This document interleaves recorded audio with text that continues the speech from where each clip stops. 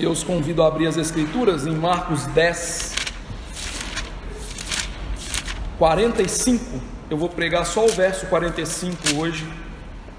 Nós já fizemos a exposição dessa perícope toda, ou seja, do verso 35 ao 45, em 2 sermões anteriores, e hoje eu vou pregar exclusivamente o verso 45.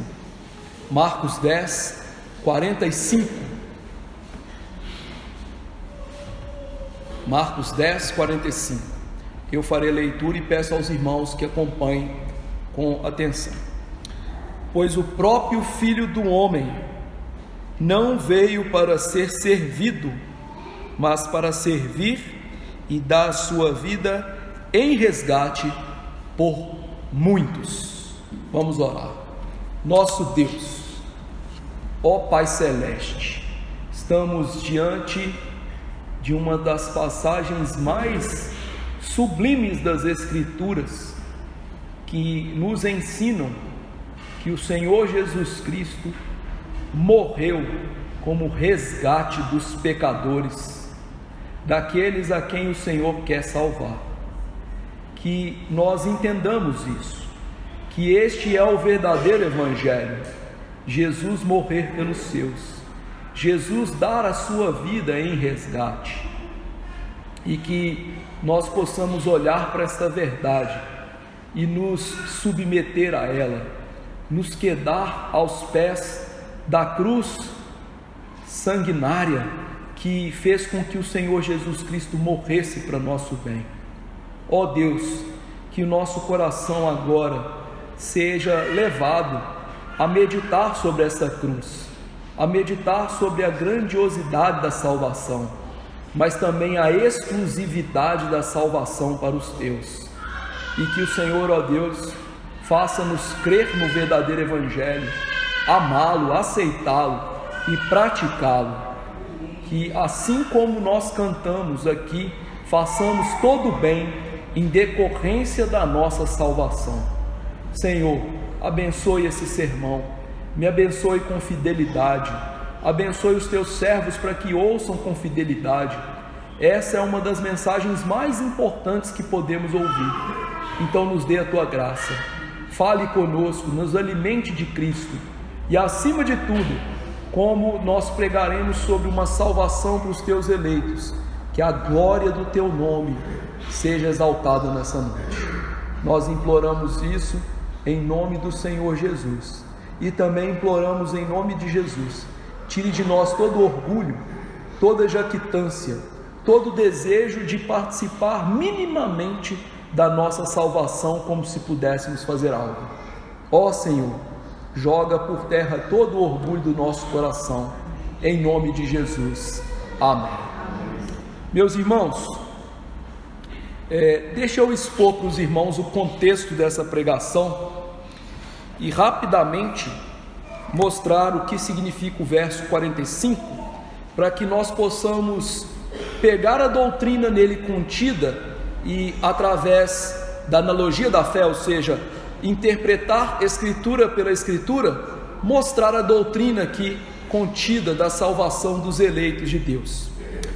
Este verso, essa fala de Jesus, está num contexto em que o Senhor Jesus Cristo começou a ensinar os apóstolos que os crentes devem ser pequenos, os crentes devem se submeter a Deus, e aqueles que quiserem ser grandes, que sejam pequenos. Infelizmente, essa lição dada lá no capítulo 9, verso 35 ao 37, não foi muito bem quista pelos apóstolos, e desde aquele momento em diante, os apóstolos continuavam insistindo no desejo de grandeza. E uma das coisas que nós insistimos, nós como seres humanos, no desejo de grandeza, é entender que seres humanos têm participação na sua salvação. Daí Marcos colocar para nós aqui a história do jovem rico, que dizia poder se salvar. Afinal, ele mesmo disse: o que eu posso fazer para a minha salvação, ou para ter a vida eterna? Jesus então mostrou para aquele jovem e para os apóstolos que obter a vida eterna por nós mesmos é impossível. Não há nada que eu e você façamos que nos dê o direito de entrar nos céus. Os apóstolos estranharam isso e Jesus então emendou o ensino mostrando que o impossível que era a nossa salvação se tornaria possível por causa da morte dele. Ele teria que ser entregue na mão dos judeus, teria que ser entregue então aos gentios, teria que apanhar muito, teria que sofrer a ira de Deus e então morrer e ressuscitar.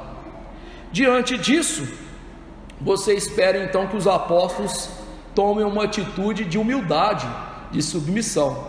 Mas como a gente viu nos últimos dois sermões, o que eles fizeram não foi isso. Eles começaram a querer ainda mais grandeza, tanto que Tiago e João pediram para si o domínio no reino de Jesus, estar um à direita e um à esquerda. Jesus então deixa claro para os filhos de Zebedeu que era impossível fazer isso por dois motivos. Primeiro, porque eles não podiam passar pelo batismo dele e nem beber o cálice dele. Isto é, o que Jesus sofreria era a ira de Deus por nós. Ele então morreria de maneira vicária, substitutiva. Então ele morreria no lugar dos crentes para que a gente não bebesse da ira de Deus. O segundo motivo é que lá na eternidade passada, Deus o Pai havia preparado esse lugar para duas outras pessoas que não eram eles e que não tinha como mudar isso. Bom, diante dessa resposta de Jesus, os outros 10 discípulos, como nós vimos na semana passada, eles ficaram chateados, mas não por conta do pecado de Tiago e de João, porque eles mesmos queriam os lugares de destaque, eles queriam reinar também.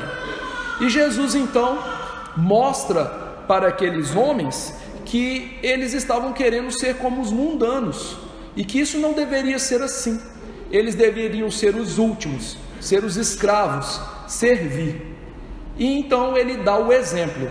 Quem é aquele que é grande e que serve a todos? Ele mesmo, que é o verso que nós expomos aqui. Veja que esse verso, Jesus Cristo disse que ele é o Filho do Homem, em primeiro lugar. Então Jesus fala que ele é o Filho do Homem. Ele fala então, ou seja, que ele é Deus. Esse título Filho do Homem é o título divino de Jesus. O Filho do Homem é aquela entidade que aparece diante do ancião de dias em Daniel 7, 13 e 14, que é o próprio Deus e que recebe o domínio sobre céus e terra. Então Jesus começa o seu exemplo mostrando: eu sou Deus, só que como Deus eu poderia exigir serviço, mas o que eu fiz? Eu vim servir. E aí ele mostra como ele veio servir. Diz Jesus que ele veio dar a sua vida em resgate.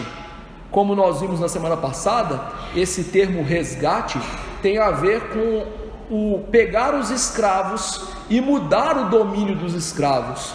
Nós vimos que essa palavra resgate lá no grego era o termo usado para que um escravo romano deixasse de ser um escravo de um dono e passasse a ser um escravo de um falso Deus e pudesse sair livre. Jesus usa essa palavra mostrando para a gente o quê? O que ele veio fazer? Ele veio nos tirar do domínio do mundo, do pecado e de Satanás, para que nós pudéssemos ser escravos ou servos da justiça. E depois Jesus mostra por quem ele veio fazer isso, que no texto ele diz: muitos. Ele veio fazer isso por muitos. E então nós chegamos aqui a um impasse. Quem são esses muitos? E a resposta a esta pergunta vai definir toda a nossa teologia, toda ela. Nós temos aqui, queridos irmãos, diante de nós, a exposição da doutrina da expiação. O que significa isso? Jesus derrama o seu sangue para tirar de sobre nós a ira de Deus, porque Deus não pode varrer pecados para debaixo do tapete. Deus não pode lidar com pecados e falar assim: olha, ok, eu quero salvar pessoas, então eu não vou punir os pecados dessas pessoas. Pelo contrário, a Bíblia nos diz que Deus, para ser justo e nos dar a justiça de Cristo, Ele tem que punir pecados. Essa verdade está em Romanos 3, 25 e 26. E então nós aprendemos o que? O Senhor Deus aqui está falando que, para nos salvar, Ele tem que dar a Cristo por nós, como pagamento dos nossos pecados. A questão então que surge diante de nós é: por quem Jesus pagou estes pecados? Nós temos aqui, classicamente, duas posições para responder quem são esses muitos. A primeira posição é aquilo que a gente chama de expiação limitada, é a posição da reforma protestante. Por isso, toda igreja que é reformada, ou seja, que tem as suas bases na reforma protestante, ela vai dizer que Jesus não morreu por todas as pessoas desse mundo. Esses muitos aqui compreendem que Jesus morreu por muitas pessoas, mas não por todas as pessoas. Essa posição da reforma foi um contraponto da Igreja Católica, que tem uma salvação, digamos assim, muito chula, muito barata. Para você ser salvo na Igreja Católica, você pode comprar a sua salvação, ou você pode ser comprado por um tipo de mecanismo como o purgatório, ou como moedas que são dadas por o padre e ele pode tirar sua alma do inferno. Então a posição reformada entendeu na Bíblia que salvação não é isso. Salvação é dada pelo sangue de Jesus para certas pessoas, que eles chamam de seus eleitos, seu povo. Depois da reforma protestante ter solapado a doutrina católica, surge dentro da igreja, baseado em boa parte da teologia católica, aquilo que nós chamamos de arminianos. Esses arminianos, eles diziam que o homem não nasceu completamente mau, de que a graça de Deus para nos salvar não é irresistível, de que Deus escolhe pessoas para salvação por uma previsão de fé. Então Deus olha para frente e fala assim: essas pessoas vão crer, então eu tenho que escolhê-las. E os arminianos também diziam que Deus em Jesus morreu por todas as pessoas e não pelos seus eleitos. E a pá de cal na teologia reformada que eles falaram foi: nós homens podemos perder a salvação. Então nós temos aqui diante de nós duas maneiras de pensar que são contraditórias. Pastor, por que você está falando tudo isso? Qual é a importância de tudo isso? Simples. Se você pensar como um arminiano, você jogou fora todo o evangelho. Simples assim. Se você pensar como um reformado, você vai manter o evangelho de pé. E aqui então, a doutrina que nós vamos tirar aqui é a doutrina reformada da expiação limitada, que é a seguinte: Jesus morre somente pelos seus eleitos. E minha missão aqui para vocês hoje é provar que isso é bíblico, que Jesus não morreu por todas as pessoas, Jesus morreu somente pelos seus eleitos. E eu vou oferecer para os irmãos, porque o nosso tempo é limitado, eu poderia oferecer mais, 7 argumentos bíblicos que vão mostrar para os irmãos, pela Bíblia, que Jesus morreu somente pelos seus eleitos. Primeiro argumento, o argumento da nova aliança. O fundamento bíblico para a gente dizer que Jesus não morreu por todas as pessoas, para somente tornar possível a salvação delas, mas para tornar certa a salvação dos eleitos, é a nova aliança. Porque o ponto de vista arminiano vai dizer o quê? O Senhor Jesus Cristo, quando Ele morreu, Ele torna possível a salvação das pessoas, mas Ele não torna certa a salvação das pessoas. São as pessoas que através de uma fé que elas geram em si mesmas, de um novo nascimento que não se sabe de onde vem, elas mesmas têm um impulso decisivo para lhe salvar.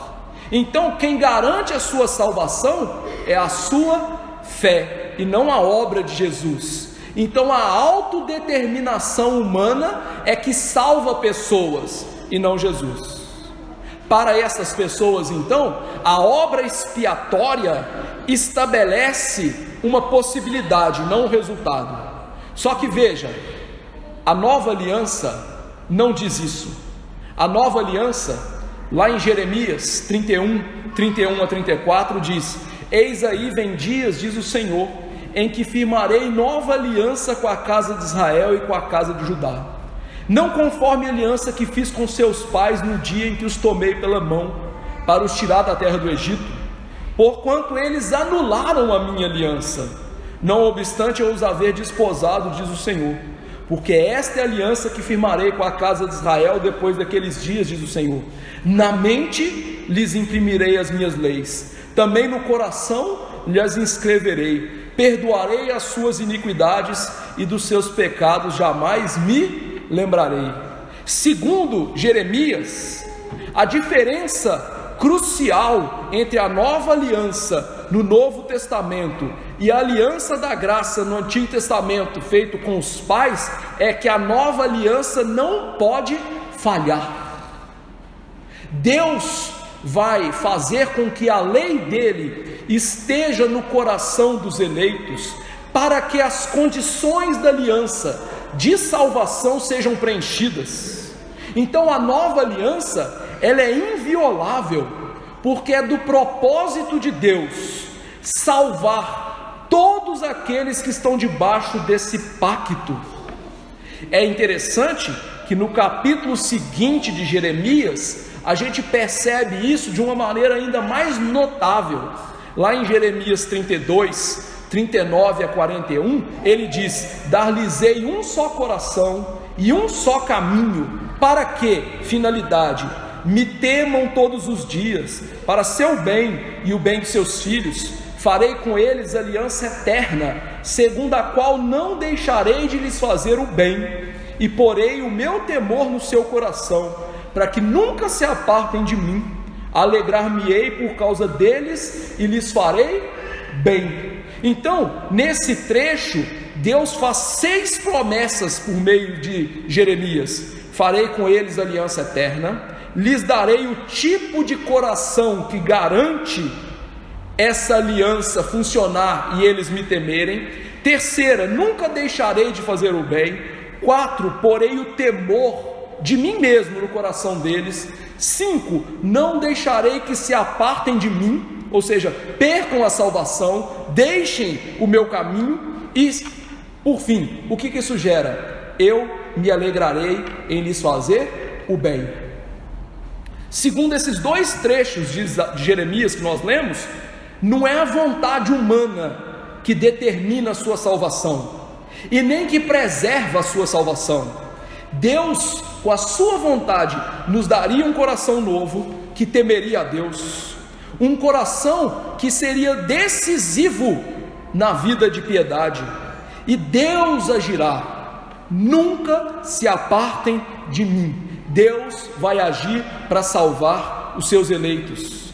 Como John Owen disse, esta então é uma das principais diferenças entre as duas alianças. Aquela que o Senhor fez no passado apenas exigia condição. Agora, na nova aliança, Ele também realiza em todos os participantes aos quais esta aliança é estendida.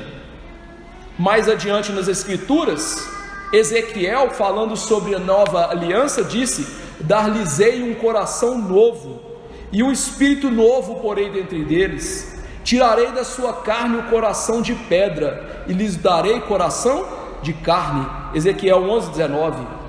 Dar-vos-ei novo coração, e porei dentro de vós espírito novo. Tirarei de vós o coração de pedra, e vos darei coração de carne. porei dentro de vós o meu espírito, e fareis que andeis nos meus estatutos, guardeis os meus juízos e os observeis. Então o que Ezequiel mostra aqui para nós da nova aliança? O coração de pedra do homem não pode crer se não for mudado. O coração de pedra do homem só o afasta de Deus.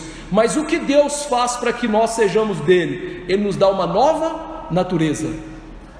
E essa é a razão porque as suas promessas se cumprem em nós. Não por algo que fazemos em nós mesmos, mas por algo que Deus faz naqueles que Ele quer salvar. Então a nova aliança, ela é bem sucedida, por quê? Porque Deus toma a iniciativa miraculosa de fazer com que aqueles a quem Ele quer salvar, creiam. Não somente creiam, temam. Não somente creiam e temam, mas obedeçam a Deus.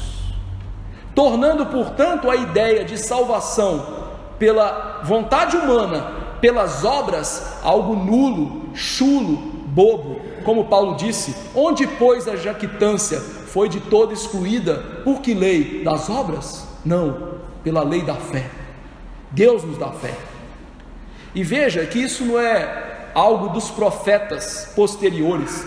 O próprio Moisés, lá em Deuteronômio 36 diz: o Senhor teu Deus circuncidará o teu coração e o coração da tua descendência, para amares o Senhor teu Deus de todo o coração e de toda a tua alma, para que vivas. Em outras palavras, na nova aliança, Deus promete que Ele vai tomar a iniciativa, de que Ele vai fazer pessoas se tornarem membros dessa aliança, e que elas não terão participação nisso. E se alguém desfruta da graça do Senhor, é porque Deus o fez. Deus lhe fez nova criação, Deus lhe tirou um coração insensível, Deus lhe deu a fé e o arrependimento para a vida. Então o que Deus está prometendo na nova aliança? Dar fé, arrependimento e salvação. E o que torna isso então seguro? Segundo argumento, o sangue de Jesus, o sangue da nova aliança. Quando nós chegamos no Novo Testamento, Jesus se apresenta como mediador dessa nova aliança, e Ele vai mostrar que Ele garante por meio do seu próprio sangue as bênçãos dessa aliança. Então esta é a conexão entre a expiação, Jesus morre pelos pecados, e a nova aliança. O sangue de Jesus é o sangue da nova aliança, e Ele mesmo disse isso. Lá em Lucas 22:20, na última ceia, Jesus toma o cálice depois de haver ceado e diz: esse é o cálice da nova aliança no meu sangue. Quando Paulo ensina aos coríntios sobre a Santa Ceia, lá em 1 Coríntios 11:25, ele diz: depois de haver ceado, também tomou o cálice, dizendo: este é o cálice da nova aliança no meu sangue. Então, o que nós podemos entender? Que as promessas da nova aliança, elas foram compradas por sangue. Qual sangue? De Jesus. Daí o autor de Hebreus, lá em Hebreus 7:22, dizer: isto torna Jesus o fiador de superior aliança.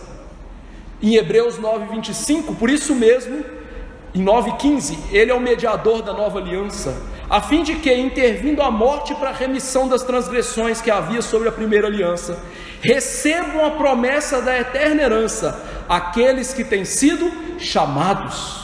Ou seja, o que o autor de Hebreus está mostrando para nós é o seguinte, querido irmão: as promessas da nova aliança foram compradas pelo sangue de Jesus, e elas são derramadas naqueles que são chamados internamente pelo Espírito Santo, porque eles têm um novo coração, porque eles têm fé, porque eles sim respondem à graça salvífica de Deus que nos é apresentada no Evangelho.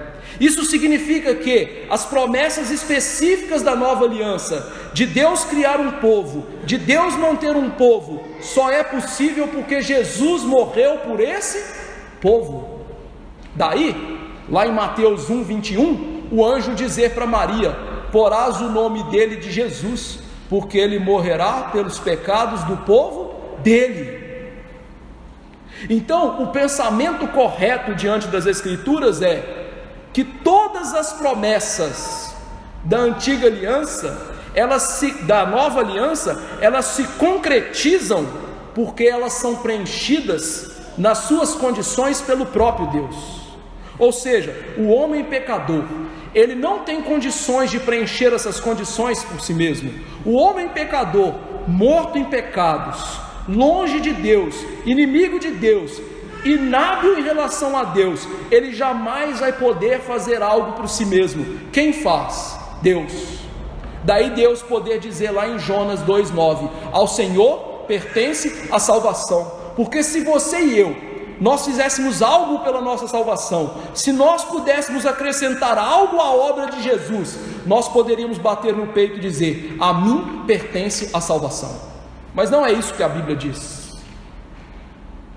Então o resultado da nova aliança, prometer salvação, coração novo, temor de Deus, obediência, firmeza na graça e o sangue de Jesus sendo derramado por isso o Senhor morreu por pecadores indignos, o seu próprio povo.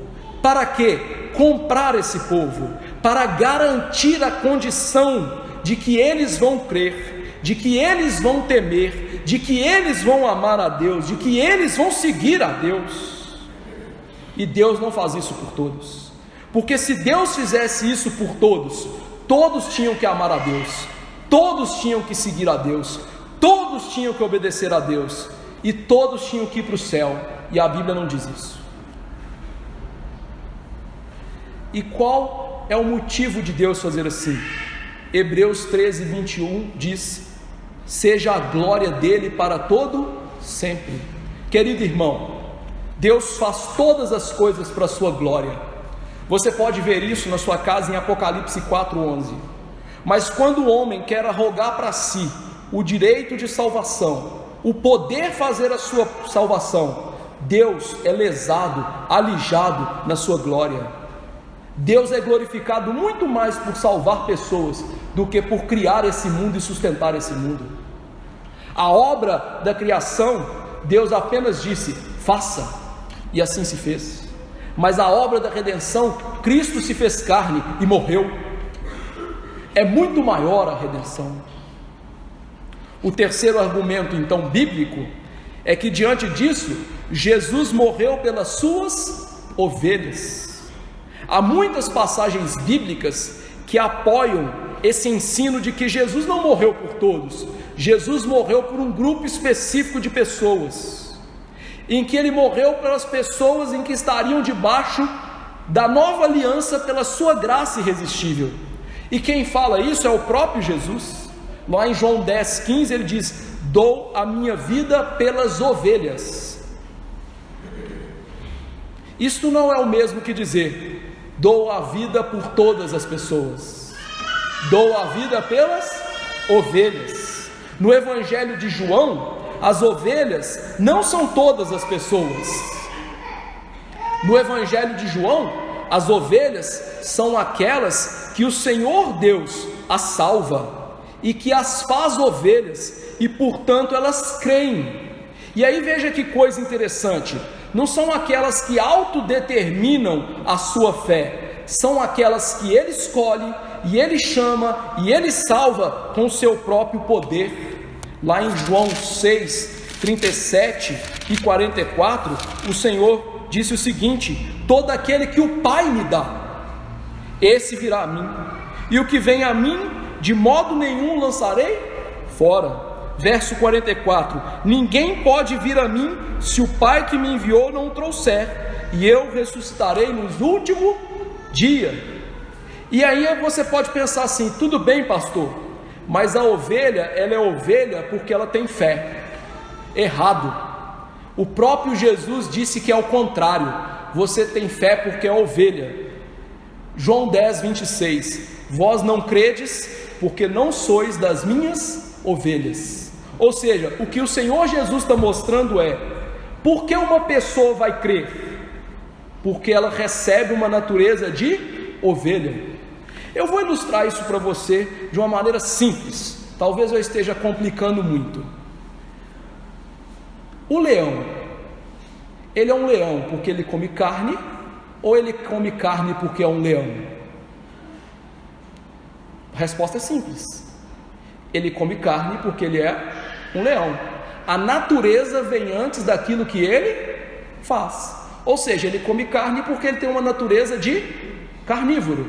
Ele é um pantera-leão. Simples assim.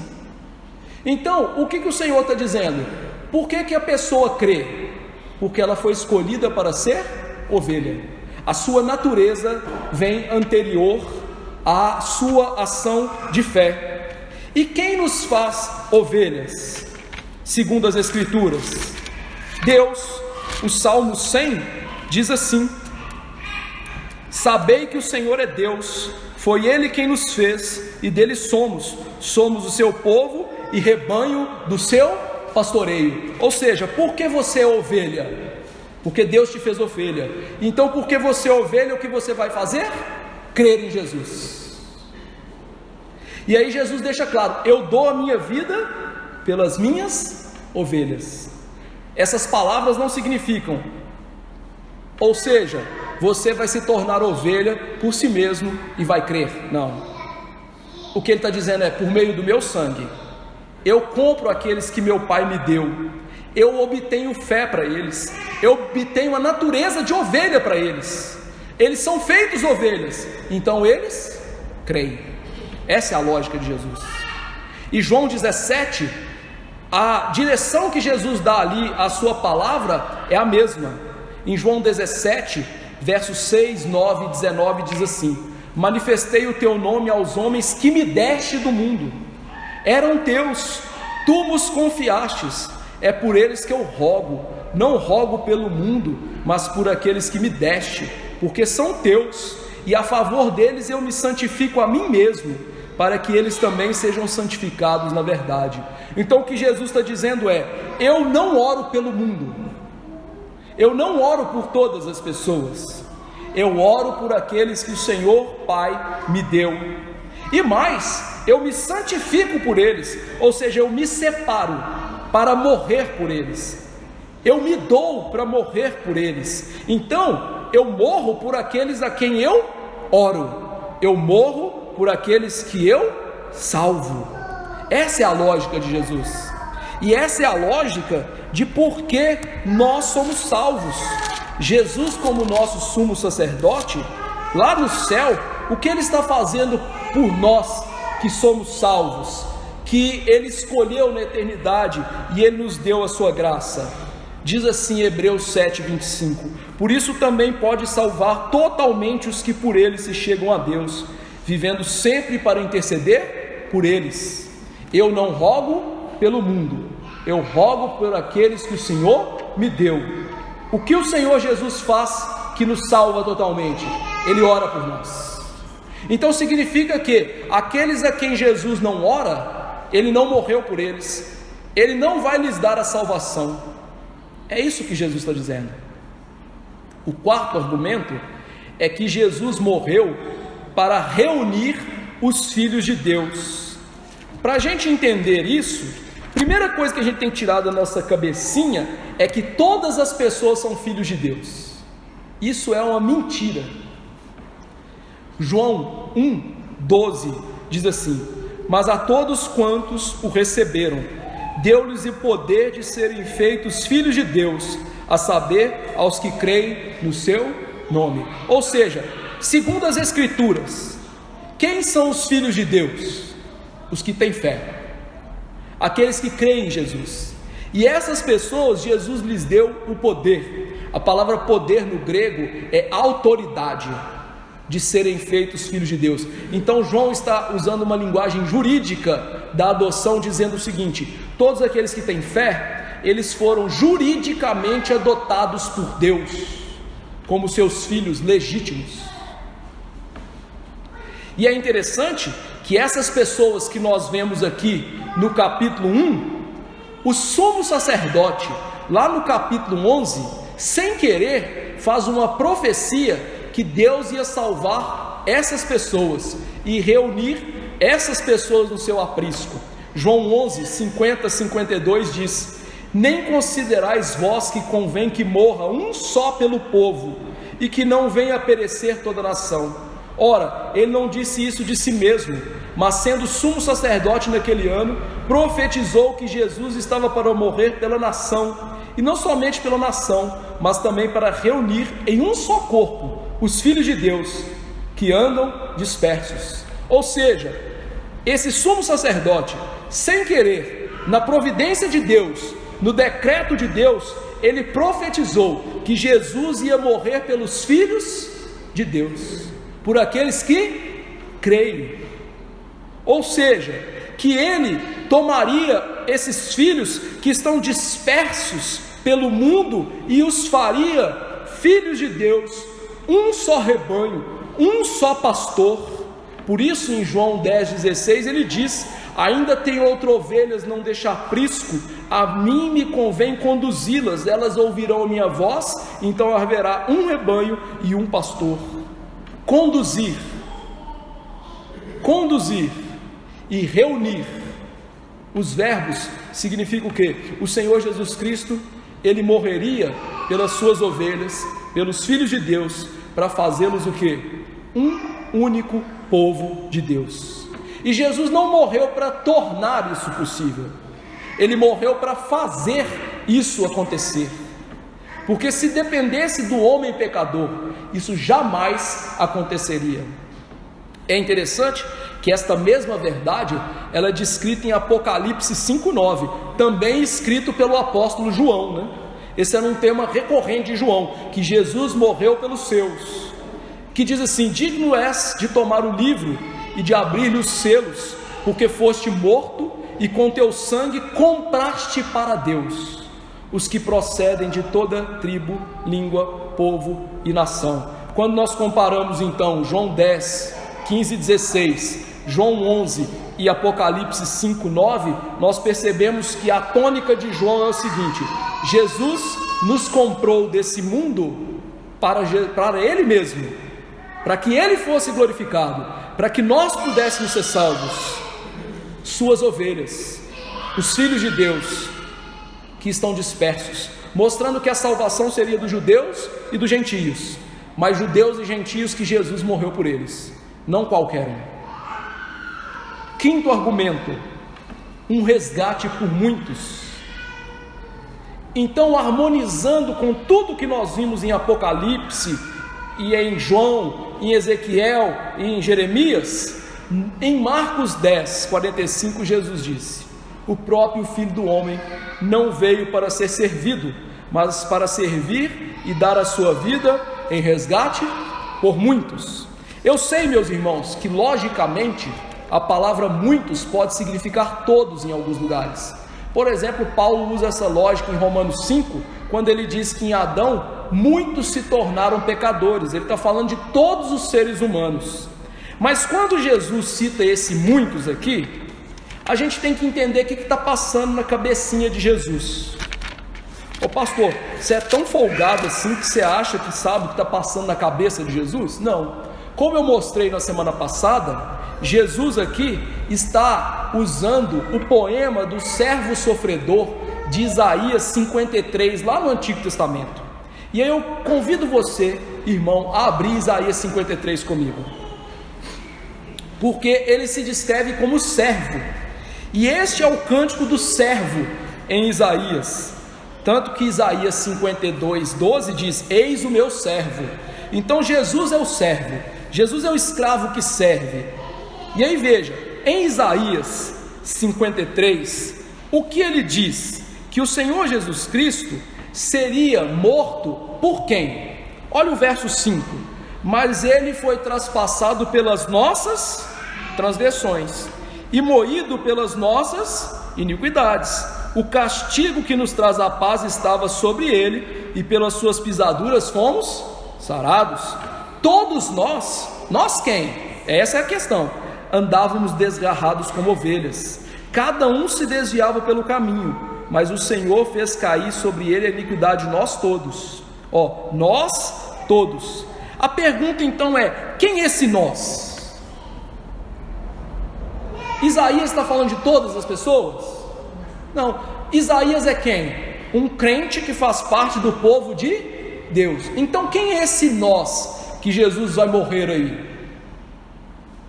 povo de Deus. E aí veja, esse nós, ele é descrito no final do capítulo como quem? Olha o verso 11: ele verá o fruto do penoso trabalho de sua alma e ficará satisfeito. O meu servo, o justo, com seu conhecimento justificará a muitos, porque as iniquidades deles levará sobre si.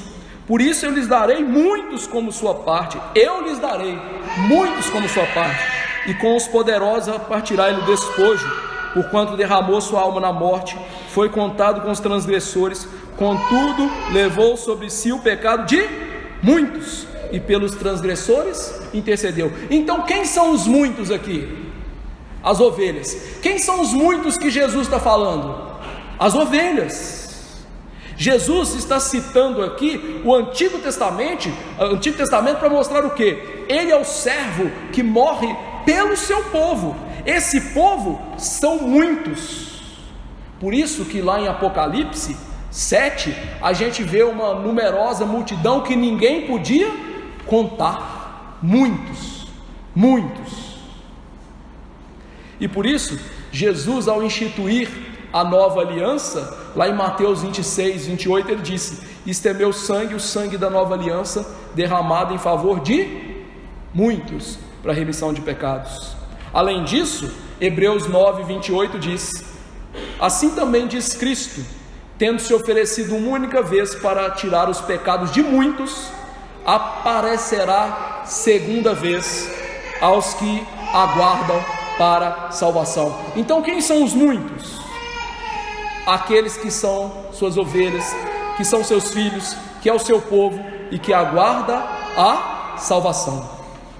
Sexto argumento: Cristo se entregou pela igreja.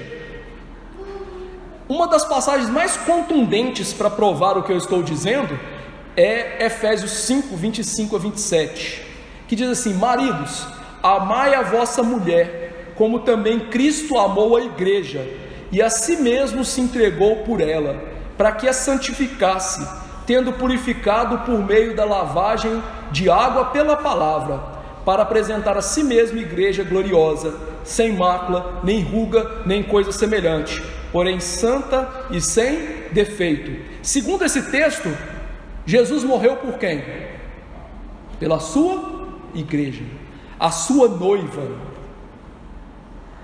John Piper diz o seguinte: uma das razões porque eu sou zeloso por essa doutrina da expiação limitada ou redenção particular é que desejo que a noiva de Cristo seja impelida apropriadamente pelo amor particular que Cristo teve por ela quando morreu. Eu vou dar um exemplozinho aqui para vocês entenderem isso. Imagine o seu pastor aqui. Eu amo todas as irmãs dessa igreja, só que eu amo uma pessoa em particular, a minha esposa, e eu me devoto a ela de maneira específica e particular, que eu não posso fazer pelas minhas irmãs que eu tanto amo nessa igreja. Você entendeu o que eu estou dizendo agora? Jesus, ele é bom com toda a humanidade. Nós vimos aqui hoje Mateus 5, ele falando que faz nascer o sol sobre todos, que ele dá chuva a todos. Mas Jesus ama especificamente a sua igreja, o seu povo. Lá no Antigo Testamento, no livro de Malaquias 1, o Senhor prova para Israel o seguinte: eu vos tenho amado. E aí o povo pergunta: em quem nos tem amado? Eu escolhi Jacó, porém aborreci. E a palavra hebraica aborreci é odiei a Esaú. Significa o quê? Deus ama somente os seus eleitos.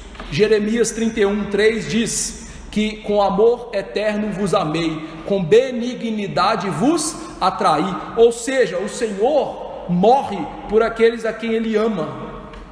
Pastor, mas a Bíblia diz que Deus amou o mundo de tal maneira que mandou o seu Filho para todo aquele que nele crê não pereça, mas tenha vida eterna. É, meu amigo, mas mundo ali não significa todas as pessoas. Mundo ali, no contexto de João, ele está escrevendo para um contexto judaico, cristão, é judeus e gentios.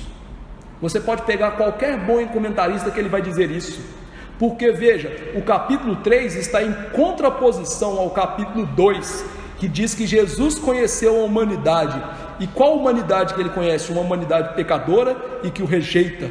E aí o capítulo 3 diz: o Senhor ama aqueles a quem ele salva, que são judeus e gentios. Por isso o capítulo 3 termina com o verso 36: todo aquele que não crê, sobre ele permanece a ira de Deus. Ué, Deus não ama o mundo? Como é que a ira dele está sobre o mundo? Ele estaria se contradizendo. Então Deus seria um grande burro, né? Porque ele acabou de falar que ama, ele acabou de falar que está irado. Então, querido irmão, a gente tem que aprender a ler Bíblia. E esse é o problema. As pessoas não querem ler Bíblia, não querem aprender, porque aí é muito mais fácil. Deus morreu por todo mundo está tranquilo. Mas não é assim. Deus morreu por todo mundo, é possível todo mundo alcançar essa salvação se fizer. Também não é assim. O Senhor morreu pela sua noiva santa, e é por isso que ela é santa, é por isso que ela é santificada, porque o sangue de Jesus santifica a sua noiva, muda a sua noiva, transforma a sua noiva, perdoa a sua noiva, limpa a sua noiva. Então ele tem um amor particular pelas suas ovelhas, pelos seus filhos, pela sua igreja. E por fim, se a gente admite que Jesus morreu por todo mundo, está lascado, ninguém tem salvação. Porque a lógica de Romanos 8:32 vai para o espaço. Romanos 8:32 diz assim: aquele que não poupou o seu próprio filho, antes por todos nós o entregou, porventura não nos dará graciosamente com ele todas as coisas? A pergunta que a gente tem que fazer para o texto é: quem são esse nós aqui? Ou quem é esse nós? Se você tirar o texto e falar assim, fora do contexto, Jesus morreu por todos. Mas a gente esquece que o verso 29 a 31 veio antes, né? Que mostra quem são esses. Aos que de antemão conheceu, também os predestinou para serem conformes à imagem de seu Filho, a fim de que ele seja o primogênito entre muitos irmãos. E aos que predestinou, a esses também chamou, e aos que chamou, a esses também justificou, e aos que justificou, a esses também glorificou. Que diremos, pois, à vista dessas coisas? Se Deus é por nós, nós quem? Nós, os que conheceu, chamou, santificou, salvou, glorificou. Quem será contra nós? Aí o verso 32: aquele que não poupou o seu próprio filho, antes por todos nós o entregou, porventura não nos dará graciosamente com ele todas as coisas? Então, a razão que Paulo pode dizer essa impressionante promessa, Deus vai dar tudo o que é necessário para o crente, para a sua salvação, é que Cristo morreu por nós. Aqueles que ele conheceu na eternidade, aqueles que ele predestinou para a salvação, aqueles que ele chamou para a salvação, aqueles que ele justificou. Porque se Jesus morreu por todos, a lógica não seria essa.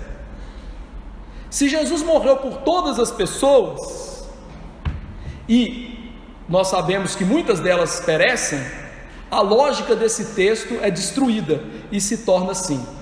Deixa eu parafrasear o texto agora. Se Deus não poupou o seu próprio filho, antes o entregou por todas as pessoas no mundo, então, visto que muitas delas são perdidas, não é verdade que elas receberão, muito certamente, todas as coisas com ele. Essa é a lógica. Ou seja, se ele morreu por todos, significa que muitos são perdidos, então não tem garantia de que nós recebemos perdão. E o argumento do versículo não é esse, porque Deus entregou o seu Filho, o seu povo, povo conhecido, povo predestinado, desde a fundação do mundo. O seu povo, só o seu povo, receberá todas as coisas necessárias para a salvação que Deus vai dar. Portanto, querido irmão, o desígnio de Deus de entregar o seu Filho não é uma oferta geral para todo mundo, mas uma aquisição inalterável das riquezas infinitas da salvação para o seu povo. E o meu desejo para vocês e para que os crentes percebam é que Deus morreu particularmente por cada um de nós e por todo o seu povo. Na expiação limitada, nós somos amados de maneira específica e não geral. Nosso futuro está garantido de modo particular. Pelo quê? Pelo sangue de Jesus. Em resumo, o ensino bíblico da expiação limitada é que a morte de Jesus tinha um objetivo específico: salvar seus eleitos. Cristo estava comprando, não a possibilidade da nossa salvação, mas estava comprando a nossa salvação. Então ele estava comprando a nossa fé, ele estava comprando o nosso arrependimento, a nossa justificação, a nossa santificação, a nossa perseverança, a nossa resposta à graça. É isso que Jesus foi fazer na cruz. E como eu disse na semana passada, é isso que torna Deus justo. Porque se Jesus morreu por todas as pessoas, Jesus pagou o preço do resgate para todas as pessoas. Se Deus ainda condena pessoas, Deus é injusto, porque Ele cobra a dívida 2 vezes. Pastor, como viver esta doutrina tão bonita? Primeira coisa, o que ficou evidente aqui, que quem limita a expiação não somos nós, crentes, bíblicos, fiéis às Escrituras. São aqueles que dizem que Jesus morreu por todas as pessoas. Só que isso limita a salvação, porque pessoas são condenadas na sua condição de morte, de dureza, de cegueira, e permanecem debaixo da ira de Deus. Significa o quê? O que Jesus fez não tem eficácia. O que é eficaz é o homem, sua fé, sua determinação. Então, querido irmão, a nossa maneira de ver a Bíblia, que é a própria maneira da Bíblia ver a Bíblia, como nós vimos aqui hoje, é que Jesus não torna uma mera possibilidade de salvação para nós, uma oportunidade que a gente tem que se agarrar pelo nosso próprio poder para a gente escapar da ira de Deus. O que Jesus faz isso é eficaz. A cruz garante isso, que eles vão ser salvos. Eles quem? Aqueles quem Deus quis. Isso é verdade, e graças a Deus que isso é verdade, porque se a minha salvação e a sua salvação dependesse de nós, todos nós íamos para o inferno, todos nós. Segunda aplicação, então nós não limitamos o poder de Deus, nós afirmamos o poder e a eficácia de Deus na nossa salvação.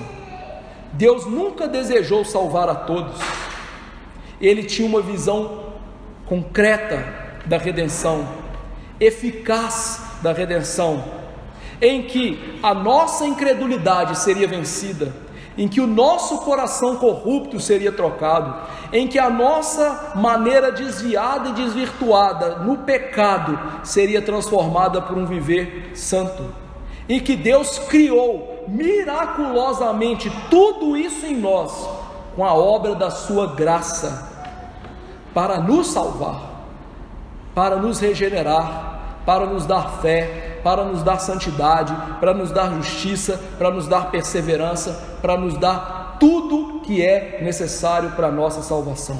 Esse é o Deus da Bíblia, um Deus soberano, um Deus que não depende do homem, um Deus que não fala assim, será que ele vai crer? Não, é um Deus que sabe quem vai crer, porque Ele mesmo determinou quem vai crer. Curiosamente, a doutrina arminiana a qual eu falei aqui, ela tem o prazer de tirar Deus do trono, como Satanás fez.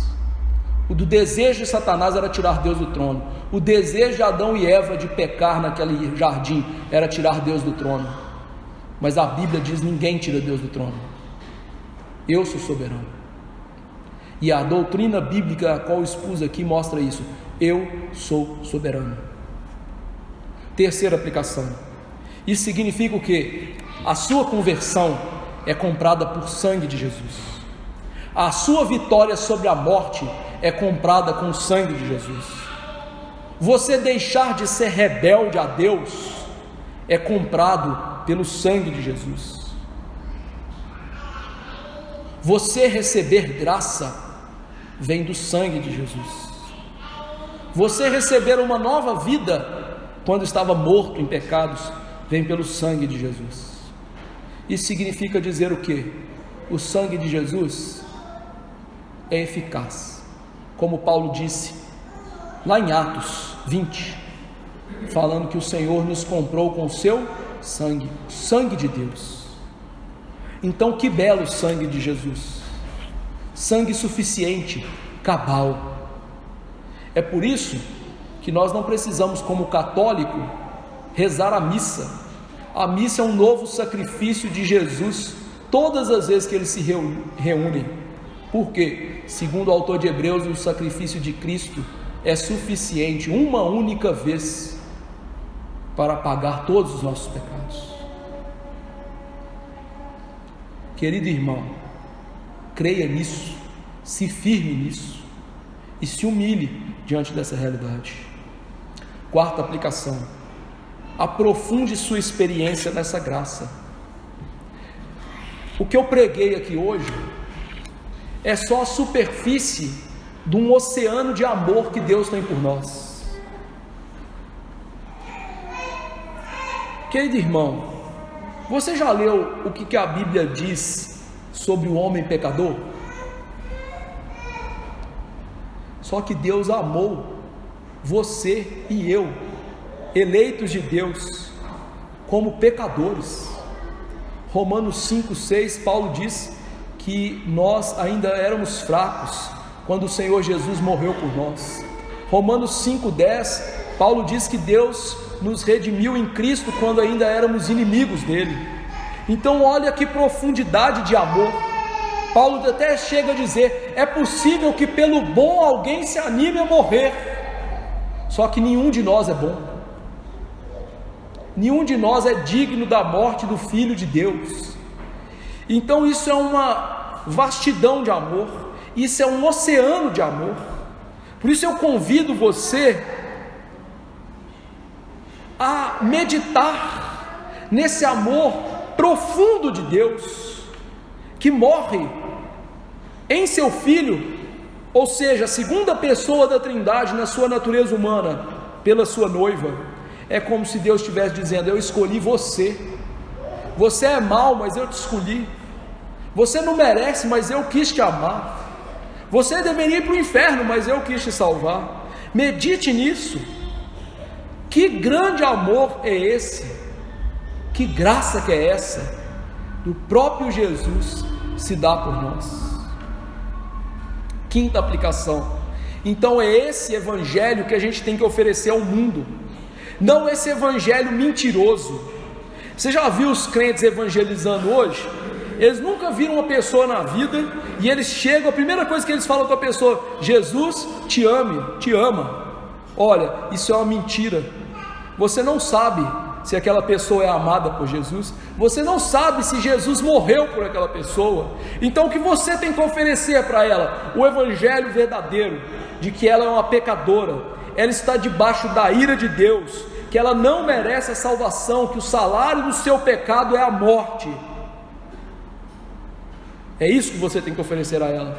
Então você deve chamá-la a crer e arrepender. E se isso sim acontecer, você pode dar para ela a melhor notícia: se você creu e arrependeu de todo o coração, é porque Jesus te ama. Nós não oferecemos ao mundo uma possibilidade de salvação, nós oferecemos ao mundo a verdadeira salvação. Nós não falamos assim: você pode tentar vir. Nós falamos: venha a Cristo. E se você vier é porque o Pai lhe trouxe a Cristo. E se você veio a Cristo é porque você é ovelha de Cristo, e Ele lhe garante toda a sua salvação. Esse é o evangelho que a gente tem que pregar. A gente tem que parar de mentir para as pessoas, porque qual vai ser a sua sentença diante de Jesus quando Ele disser que você mentiu a vida inteira evangelizando pessoas? Sexta aplicação: tudo que Cristo comprou para a sua noiva será da sua noiva. Cristo adquiriu a certeza da nossa salvação. Cristo adquiriu a nossa fé. Cristo adquiriu o sermos filhos de Deus, o sermos santos, o sermos justificados.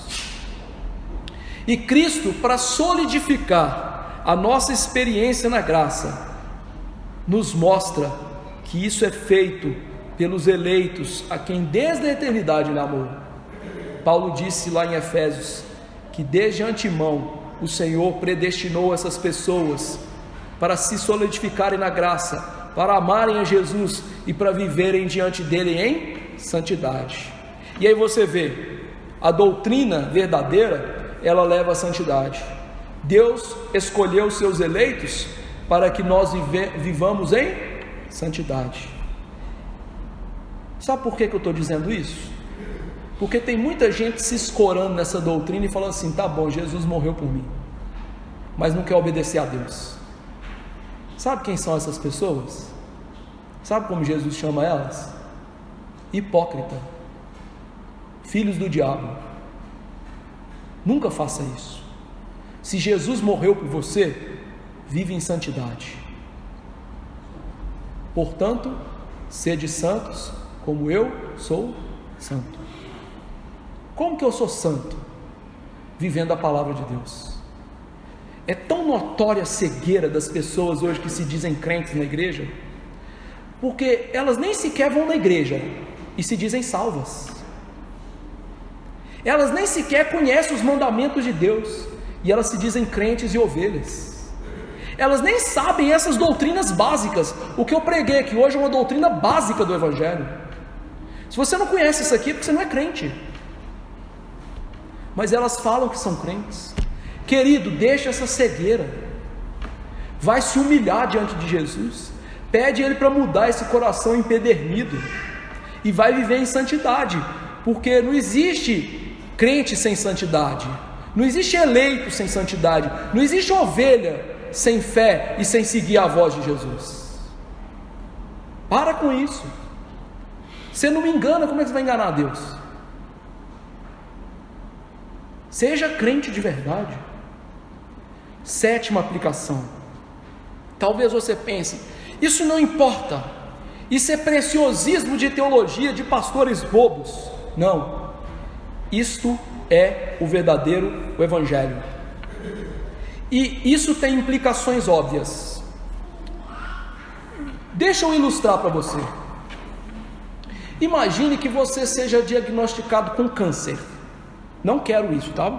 Só imagine. E aí você vai no médico, e o médico fala assim: eu vou te dar um remedinho bom para você ser curado. E ele te dá uma pílula de açúcar. Você vai ser curado? Porque açúcar cura câncer? Se curasse, né? A gente que é fã de doce não teria câncer nunca, né? Então aquilo serve para quê? Para nada. Para te condenar à morte. Então para que serve um falso evangelho? Nada. Para te condenar à morte. Mas é esse evangelho que a maioria das igrejas tem pregado. Agora vocês entendem porque eu sou tão incisivo com isso? Paulo escreve a carta aos Gálatas na Bíblia, e a gente tem uma única carta na Bíblia para falar sobre isso, no sentido o quê?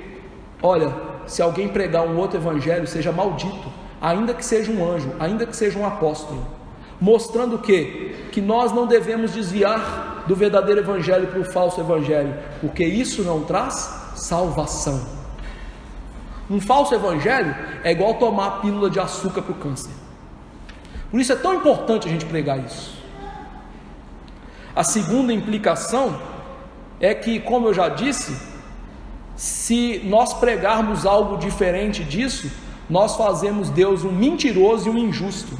Mentiroso porque Ele diz que garantiria as promessas da nova aliança, e o injusto porque Ele cobraria a dívida de pessoas duas vezes. E pelo que me consta, Deus não é Banco do Brasil, né?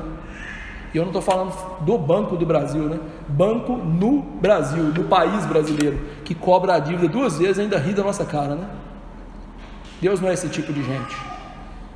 Então é imprescindível a gente defender essa verdade, porque sem ela não há salvação, e sem ela Deus é um injusto e mentiroso.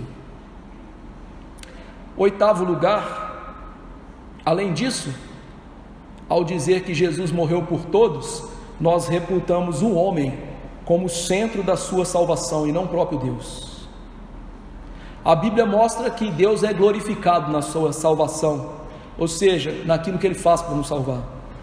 Mas se a nossa salvação depende do homem, daquilo que a gente faz, de uma determinação nossa, que sabe-se lá de onde que vem, que a Bíblia não diz isso, nós não estamos honrando a Deus, nós estamos honrando o diabo. É o diabo quem quer que a gente pense assim, porque o diabo quer produzir falsas conversões. Existe uma pregação no YouTube do Joseph Alleine que diz: o diabo produz falsas conversões, justamente usando essas doutrinas. Pessoas que se acham salvas, pessoas que acham que creem no verdadeiro evangelho, que estão glorificando a Deus, mas nunca puderam estar tão distantes de Deus. Então, irmão, não veja o seu pastor hoje como chato de pregar essa doutrina. Veja-nos como defensores da verdade, de uma verdadeira salvação, de uma verdadeira doutrina, de um Deus que é soberano, excelso e glorificado na salvação. E por fim, essa doutrina nos dá segurança. Por que essa doutrina nos dá segurança? Porque o correr de Romanos 8 que nós lemos aqui, Paulo diz: quem pode intentar acusação contra os eleitos de Deus? Ninguém. Deus os justifica. Significa o quê? Paulo está mostrando aqueles que Jesus morreu e deu as promessas, os eleitos que Ele amou na eternidade, que chamou, que glorificou, que justificou, esses, nem o próprio Deus pode condená-los ao inferno, porque Ele pagou a dívida deles em Jesus. Isso significa o quê? Você e eu temos segurança da nossa salvação, e a gente pode viver seguro de que se a gente tem uma fé verdadeira, de que a gente tem um verdadeiro arrependimento, de que a gente obedece a Deus de verdade, nós jamais seremos condenados com o mundo. E mais, Jesus ora para garantir que a gente chega no céu. E aí eu vou lembrar de vocês de João 11, quando Jesus foi ressuscitar a Lázaro, e ele orou, e ele disse: Pai, eu sei que o Senhor sempre me ouve. Ou seja, as orações de Jesus são sempre respondidas. Então Jesus ora por nós, não tem falha, não tem possibilidade, é certo. E que Deus nos abençoe para a gente crer nessa doutrina, crer no verdadeiro evangelho, ser verdadeiro crente, ser ovelha, ser filho, ser noiva e caminhar para o céu onde está Jesus. Vamos nos alimentar mais um pouquinho através da Santa Ceia. Eu vou chamar os irmãos que estão escalados para me auxiliar no serviço da Santa Ceia hoje aqui à frente.